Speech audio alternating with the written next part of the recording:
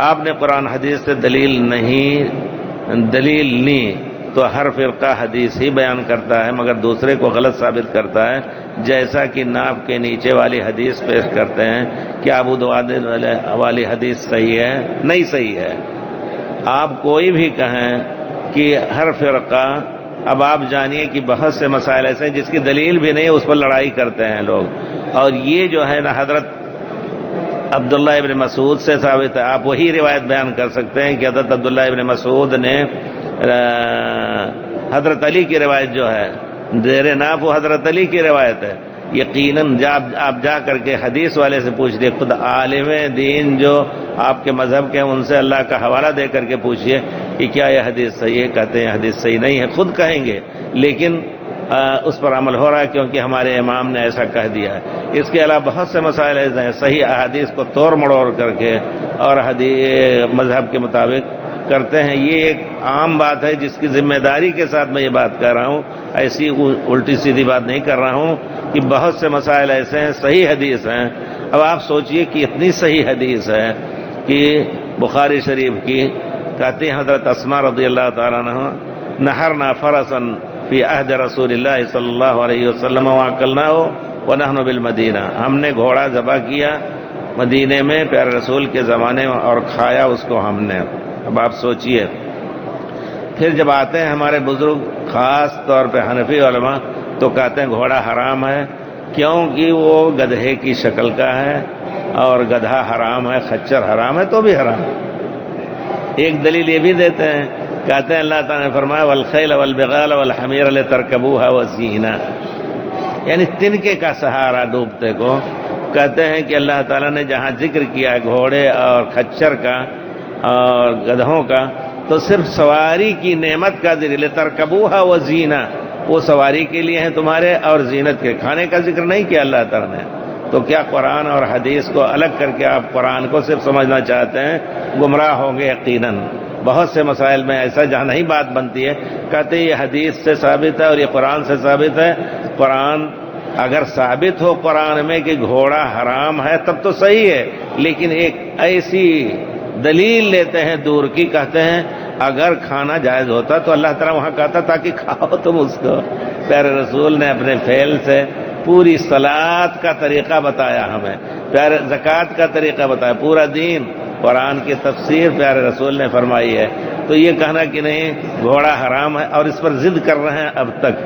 تک ضد کر رہے ہیں اپنی کتابوں میں، یقیناً یہاں اس وجہ سے، جیسا کہ مولانا میں نے ذکر کیا ہے کسی سے، میں نے ایک چھوٹی سی کتاب اسی سے متاثر ہو کر کے لکھا، علماء دیوبند کو مشورہ، کسی کو ملی ہے وہ کتاب کی نہیں؟ وہ کتاب بنگلور میں، مئو میں اور کئی جگہوں پر چھپی ہے، بہرحال چھوٹی سی کتاب ہے، لیکن ہم نے صرف مشورے اور نصیحت خیر خواہی کے نام سے لکھا ہے۔ تو ہم نے اس میں کہا کیا اللہ کو گواہ کر کے آپ کہہ سکتے ہیں کہ اللہ کا دین حنفی یا شافعی یا مالکی کوئی بھی جو مذہب پر بہت سختی سے عمل کرتا ہے، کیا آئیے حرم پاک میں ہم قسم کھائیں؟ کیا کوئی قسم کھانے کی ہمت رکھ سکتا؟ نہیں کھا سکتے، الا یہ کہ اس کا دل کالا ہو گیا ہو، نہیں وہ سمجھے کہ نہیں یہی دین پیارے رسول کا دین تھا، حنفی مالکی شافعی نہیں۔ آپ جہاں قرآن و حدیث ملے اس پر عمل کرنا ضروری ہے۔ اب دیکھیے کل ہی ہم لوگ عربی میں پڑھ رہے تھے مسئلہ کہ اگر کتا آپ کے برتن میں منہ ڈال دے تو اس کے بارے میں حدیث شریف میں کیا ہدایت ہے؟ 7 مرتبہ اس کو دھو، 7 پانی سے دھو، 1 مرتبہ اس کو مٹی سے رگڑ کر کے۔ امام مالک نے اسے منقول کرتے ہیں، حالانکہ امام مالک نے پھر اس سے رجوع کر لیا، لیکن مالکیہ اسی پر ہے کہ نہیں کتا پاک ہے۔ اگر پاک ہوتا یا اس کا کتا پاک ہے یا اس کا منہ کا لعاب پاک ہوتا تو پیارے رسول کیوں حکم دیتے کہ 7 مرتبہ؟ تو اس کا مطلب ہے کہ نجاست مغلظہ، بہت ہی گاڑھی نجاست ہے، اور نجاست کیا اب اس کی حقیقت ظاہر ہوئی ہے، اس پر ہم ایمان لائیں گے۔ اللہ کے رسول کے حدیث پر صحابہ ایمان لانے والے تھے۔ اس زمانے میں کسی نے نہیں پوچھا یہ تو پیشاب پیخانہ 2-3 مرتبہ دھو کے ہم صاف کرتے ہیں، کتے کے لعاب کو 7 مرتبہ کیوں دھوئیں؟ نہیں پوچھا۔ تو ہم کہتے ہیں یہ فضیلت ہے صحابہ کرام کی، جو کچھ سنتے تھے اس پر ایمان رکھتے تھے، اور ہم اس میں قیاس کا گھوڑا دوڑا کر کے تو کہتے ہیں کہ نہیں وہ کتا پاک ہے۔ امام مالک رحمۃ اللہ علیہ سے دوسری روایت اس سے رجوع کی ہے، اور امام ابو حنیفہ کے ہاں نہ اس کو 7 مرتبہ دھونا ضروری ہے اور نہ اس کا کیا نام مٹی لگانا ضروری ہے۔ اب وہ خود جن کو بہت بڑا تجربہ ہے اس دنیا میں، چیک کرتے رہتے ہیں سب چیز، میں یاد ہے اچھی طرح کہ بہت بڑا پہلے میں نے وہ پڑھا تھا، کسی نے 70 سال پہلے کی بات ہوگی، کوئی آدمی انڈیا ہی کا پڑھ رہا تھا، امریکہ یا برطانیہ میں، تو یہودی تھا، اس نے اس کے کتے کو لا کر کے منہ میں اس کے پانی میں ڈالا اور پانی میں جو دکھایا خوردبین سے کہ دیکھو کتنے جراثیم دوڑ رہے ہیں، اب اس کو کیسے پاک کیا جائے، لا کر کے کلوریکس اور دوسری چیز کو حواد کہتے ہیں ان سے دھویا، پھر بھی وہ چیز باقی رہی، آخر میں اس نے مٹی لا کر کے رگڑ کر کے دھویا، ختم ہو گیا۔ تو وہ لڑکا اٹھا کہتا ہے کہ یہ تو ہمارے رسول صلی اللہ علیہ وسلم نے 1400 سال پہلے یہ بات فرمائی ہے، کہا کہاں ہے، لا کر کے دکھایا اس کا ترجمہ اور سب کچھ، ترجمہ شاید اس زمانے میں کسی پکتھال نے کیا تھا، اس کا ترجمہ دکھایا، حدیث کا ہے ترجمہ اور اس کا بھی ہے،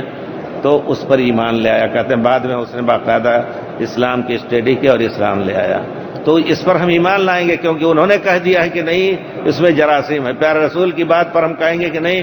7 مرتبہ دھونا بھی ضروری نہیں اور نہ مٹی لگانا بھی ضروری ہے۔ وہ کہتا ہے کہ مٹی ایسی قاتل جراثیم ہے کہ اس کا مقابلہ کوئی چیز نہیں کر سکتی۔ تو میرے کہنے کا مطلب بہت کچھ ایسی چیزیں ہیں جس میں شاید امام ابو حنیفہ رحمۃ اللہ نے کہا بھی نہ ہو، لیکن کسی بھی عالم نے کہہ دیا وہی مت گیا، ہم اسی پر ایمان لے آتے ہیں۔ تو آپ جو کہہ رہے ہیں ہر فقہ حدیث ہی بیان کرتا ہے، صحیح حدیث آپ جہاں بھی